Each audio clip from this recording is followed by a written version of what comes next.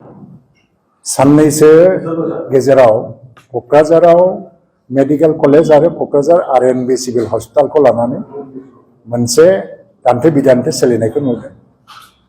Pharmacist एस'सिएशना बिनि थाखाय आन्दलन खालामनाय आरो सोरबा सोरबा राजनैतिक नेताफ्रा बेखौ राजनैतिक खालार फुननो नागिरनायखौबो आंनि नोजोराव गोलैदों। राज्य सरकारनि नोजोरावबो गोलैदों।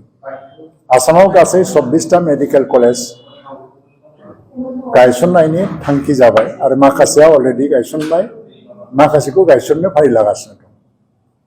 क'क्राझार मेडिकेल कलेजाव फैगौ बोसोरनिफ्रायनो जिहेतु एकाडेमिक सेसनखौ स्टार्ट खालामसिगोन, बेनि थाखाय बेखौ कमप्लिट खालामनो थाखाय रेडि खालामनो थाखाय दा खामानि मावनाय जादों। मेडिकेल कलेजा जेराव जायो बेनि एसे खाथि खालायाव सिभिल हस्पिटालखौ दोननाय जायाखै जेरावबो। जेरै बरपेटायाव मेडिकेल कलेज गायसननायनि उनावहाय बरपेटा डिस्ट्रिक्ट सिभिल हस्पिटालखौ कलगासियावसो लांनाय जादों, बरपेटायाव दोननाय जायाखै। धुबुरीयाव सिभिल माने मेडिकेल कलेज गायसननाय लोगो लोगोनो धुबुरी सिभिल हस्पिटालखौ मार्च खालामनाय जादों। दा बिसिनाव सिभिल हस्पिटाल गैलिया। तेजपुराव जेला मेडिकेल कलेज गायसननो ओंखारदोंमोन, बे बाथ्राखौनो साननानै तेजपुरनि मानसिफ्रा मेडिकेल कलेजखौ तेजपुर टाउनाव नाङा होननानै रिजेक्ट खालामनानै दा बरस'वा समस्तिनि सिङावसो गायसनदों। बेनिखायनो तेजपुराव दा कनकलता सिभिल हस्पिटालाबो दं। दा क'क्राझार मेडिकेल कलेजखौ देबोरगाव बेसोर गामियाव गायसननांगौ होननानै लानाय थांखिखौ जों लायाखै। सिगांनि गभर्नमेन्टआ लालांदों। महिलारिनि दैदेननाय काउन्सिल गभर्नमेन्ट आरो बिथांमोनजोंनो मदद होजानाय सरकारानो लालांदों। बै समाव बिथांमोना एसे गाइडलाइनफोरखौ नायोबा हामगौमोन जे एफा खाथि खाथियाव मोननै हस्पिटाला जे थानो हाया, बे गाइडलाइनफोरखौ नायोबा मोजांमोन बा क्राइटेरियाफोरखौ नायोबा मोजां। नाथाय बै समाव नायाखिसै। दिनै बेखौ हेंथा होनानै आन्दलन खालामनायाव बाहाय जेबो मिनिं गैया। दा क'क्राझार रुपनाथ ब्रह्म हस्पिटाला बेखौ बोखारनाय जानाय नङा, नाथाय बिनि नामाव सिभिल सोदोबा थानाय नङा। बियो मेडिकेल कलेजनि आन्दाराव थांसिगोन, नाथाय रुपनाथ ब्रह्म हस्पिटाल हिसाबै थालांगोन। जायगायाबो बाहायनो थागोन। OPD आरो बे गासैबो डिपार्टमेन्टफ्रानो बाहाय थालांगोन। मोनफा मोननै डिपार्टमेन्ट हयथ' सोलायलांगोन। आरो बे मेडिकेल कलेजनि सिङावनो फैनोसैखाय बे हस्पिटालनि सिकित्सा पद्धतियाबो डेभेलप जागोन, उन्नतमाननि जागोन आरो। दा बे हिसाबै जोंहा बाहाय आपत्ति खालामनांगौ गैया।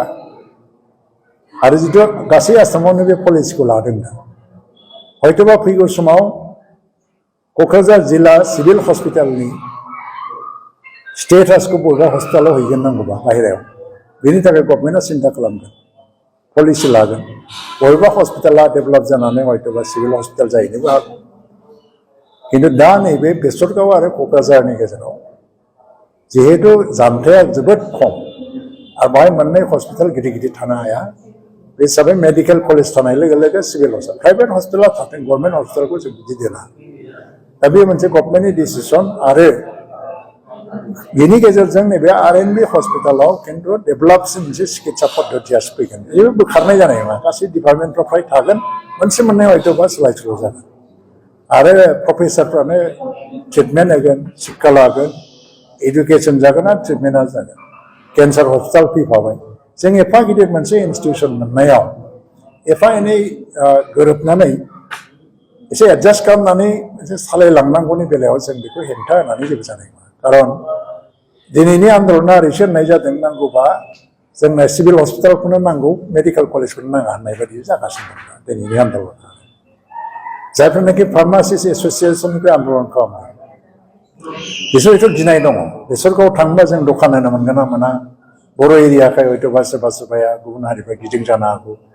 नाथाय मोनसे प्रश्न, फार्मासिस्ट फरायनानै लाइसेन्स मोननाय मानसिया बेसेबां दं? बिसोरनो दं। दंबाथ' दाहालागै फार्मासि होखांसिगौमोन। दा बिसोरनो हैनांगोन। बिसोर नांगौबा डुवेल माने मोननै जायगायाव दखान होनो हाबावगोन। बिसोर क'क्राझारावबो दोनबाय आरो हजोंबो हैनो हाबाय। दा फार्मासियाथ' बयनोबो नांगौ। बे बिथिंनिफ्राय बेखौ गिनानै बेखौ खालामनो नाङा। आरो हस्पिटालनि स्टेटासावसो एसे सोलायनाय लाबोदों। सिभिल हस्पिटाल जिहेतु थानो हाया, बे क'क्राझार मेडिकेल कलेजनि आन्दाराव थांसिगोन जिहेतु।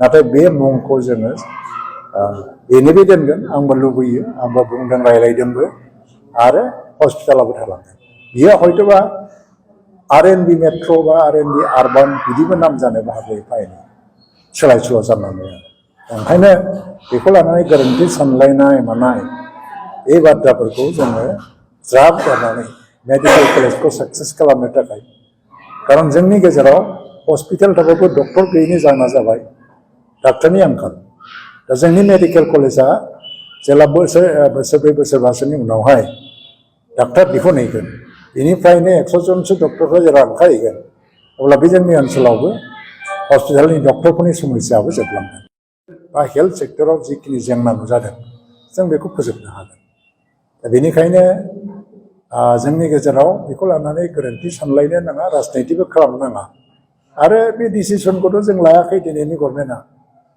BPFनि समावनो लानाय BPFआ दिसपुरावबो गभर्नमेन्टमोन बिसोरनो लादों जुदि बे मेडिकेल कलेजखौ बाहाय गायसननाया गोरोन्थिबा बिसोरनो गोरोन्थि डिसिसन लादों दा बेखौ राजनिति खालामनो नाङा होननानै जों जेबो खालामा आं गोरोन्थिबो बुंनो नागिराखै बिसोर गोरोन्थि बुंनायखौसो आं बुंदों मेडिकेल कलेज मोनबाय बेनिफ्राय देरसिन मा नांगौ एफा एनैखौ जों एडजास्ट खालामनांगोन दा ओंखायनो आं बयखौबो खावलायो जे बेबायदि बिबादाव थायालासिनो जोङो दावगानायनि फारसे थांनांगौ आरो क'क्राझार RNB हस्पिटालखौ RNB मुङैनो हस्पिटाल आकाराव बाहाय दोननांगौ बेनि सायाव आंबो दङ जिहेतु आंबो सरकारखौ अलरेडि बुंबाय आरो काउन्सिलनिफ्रायबो बुंबाय हयतोबा मेडिकेल कलेजावनो थांजोबनो हागौ खिन्थु OPD केसा थालांगोन आरो फिसा फिसौ माने जेनेबा एपेन्डिसाइटिसफोर बादि फिसा फिसौ अपारेशनफ्रा खिन्थु मेजर अपारेशनफ्रा माबायावनो थांनो हागौ बे बेटार फेसिलिटिनि थाखायसो खारन बाहाय बेटार प्रफेसारफोर